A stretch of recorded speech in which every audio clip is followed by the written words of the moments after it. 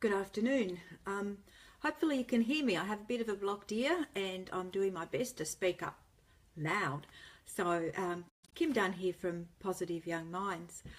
Today's topic comes about because of some questions I've received from people who've been watching the videos regarding adolescence and boundaries around relationships.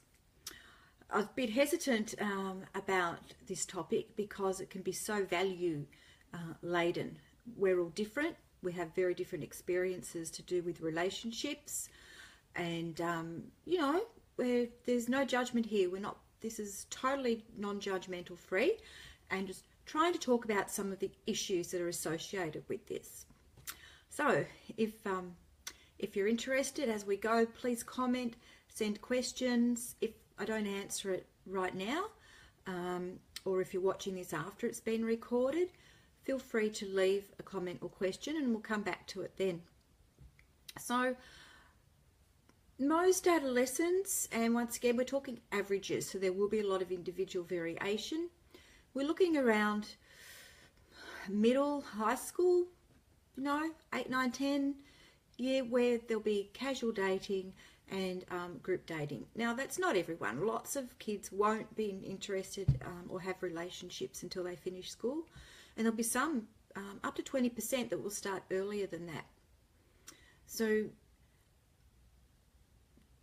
that's the first thing. So it's quite normal. I mean, adolescence is a time of experience in your sexuality, investigating your sexual identity, and that if puberty kicks in early, you're likely to experience those things earlier than for others where perhaps it's a later development.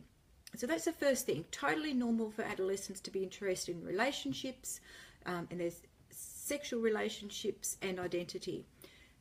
It doesn't mean they're going to act on their perhaps desire or interest in sexual activity, but they may. There is a chance.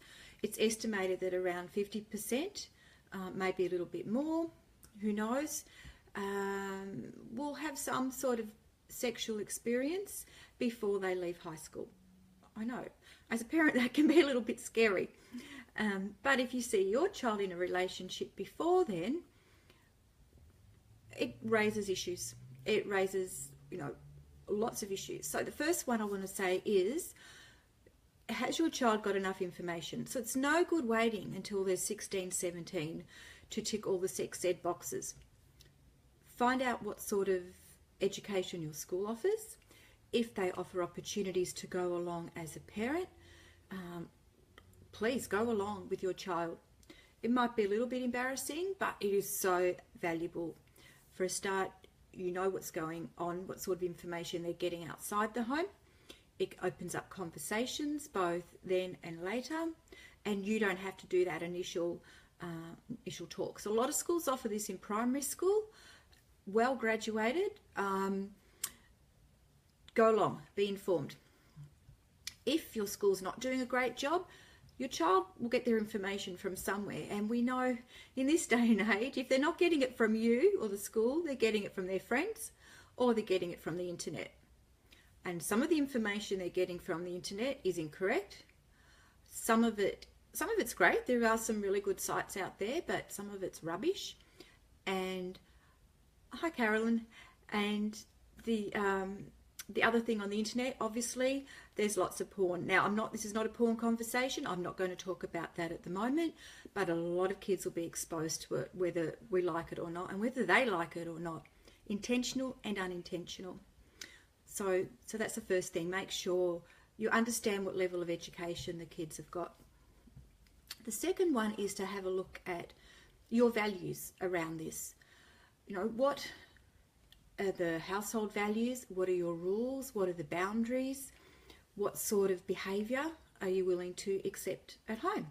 Is it okay for your 14, 15, 16-year-old child to sit there on the couch holding hands with their boyfriend or girlfriend? Is it okay for them to go out on individual dates, or would you prefer they have group dates? Will you leave them alone in their bedroom? Not advised, by the way, but how do you feel about these things? And some of that will come back to how you were raised. and this will vary from person to person. The great thing about your values is if you communicate them earlier, your kids will have really clear ideas of what the expectations are. And research shows that if you have a good relationship with your child, and particularly maternal communication, you're probably less likely for your child to get involved in a sexual relationship than what they can handle at their age. Because we know kids keep developing, their brains keep developing till they're 25. So getting into a relationship, I liken it to learning how to drive.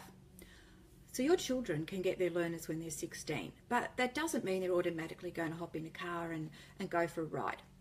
It's not till they're 18, and then when they're 18, there's restrictions around that. So trying out new relationships early in their adolescence is a bit like getting their learners. So let's, hop in the car, see what it's like, experience a little bit of it and learn. So they're learning and learning as they go with relationships. All right. So the third point, so we have education and knowledge. We have relationships and communicating your values. And the third one that really goes with that is communicating clearly those boundaries. And not being afraid to say, this is our house. This is what we expect. You're a parent. That's your job to do that. And it might be really difficult. And there could be lots of reasons why you don't want to have that conversation with your child.